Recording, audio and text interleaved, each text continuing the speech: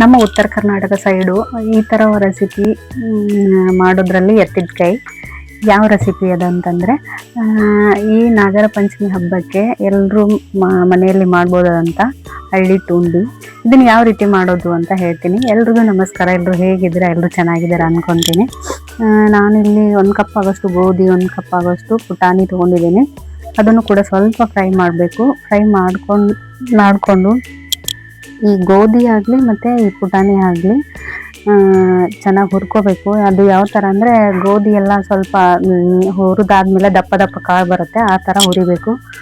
ಇದು ಇವಾಗ ಹುರಿದಿದೆ. ಇದನ್ನು ಇವಾಗ ನಾನು ಮಿಕ್ಸಿ ಮಾಡ್ಕೊತೀನಿ.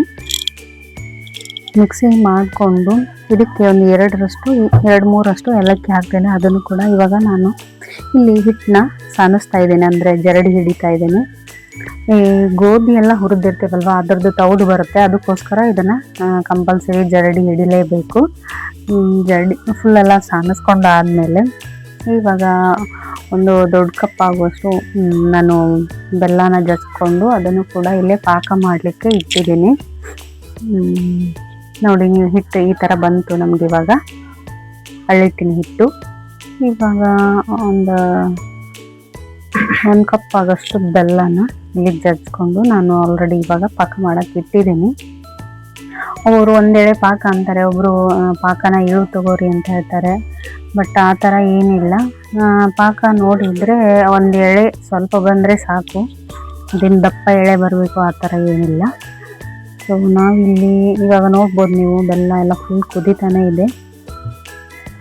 ಇದು ಗುಳ್ಳೆ ಹೋಗೋವರೆಗೂ ಇದನ್ನು ನಾವಿಲ್ಲಿ ಕರಗಿಸ್ಬೇಕು. ನಾನು ಇಲ್ಲಿ ಚೆಕ್ ಮಾಡ್ತಾ ಇದ್ದೀನಿ, ನೋಡಿ ನೀರಿಗೆ ಹಾಕಿ ಒಂದೆಳೆ ಪಾಕ ಬರ್ತಾ ಇದೆಯಾ ಇಲ್ವಾ ಅಂತ.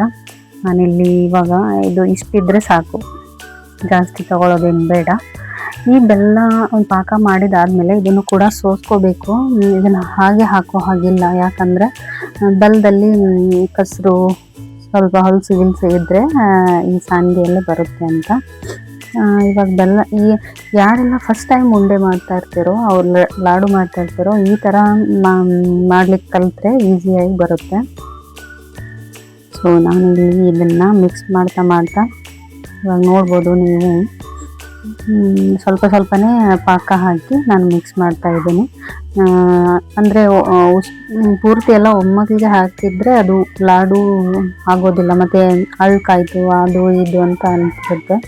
ಅದಕ್ಕೆ ಸ್ವಲ್ಪನೇ ಸೋಸ್ಕೊಳ್ತಾ ಇಲ್ಲಿ ನಾವು ಮಾಡಬೇಕು ಅಳ್ಳಿಟ್ಟು ಉಂಡೆನ. ಇವಾಗ ಉಂಡೆ ಎಲ್ಲ ಮಾಡ್ಲಿಕ್ಕೆ ಬರೋದಿಲ್ಲ ಅನ್ನೋರು ಈ ಥರ ಕಲಿಬಹುದು. ನಮ್ಮ ಉತ್ತರ ಕರ್ನಾಟಕ ಸೈಡು ನಾಗರ ಪಂಚಮಿಗೆ ಅಳ್ಳಿಟ್ಟು ಉಂಡೆ ಇರಲೇಬೇಕು. ಅಳ್ಳಿಟ್ಟು ಉಂಡೆನೇ ಸ್ಪೆಷಲ್ ನಮ್ಮ ಸೈಡು. ಇವಾಗ ನೋಡ್ಬೋದು ನೀವು ಕೂಡ ಯಾವ ಥರ ಇದು ಗಟ್ಟಿ ಆಗ್ತಾ ಇದೆ ಏನು ಅಂತ.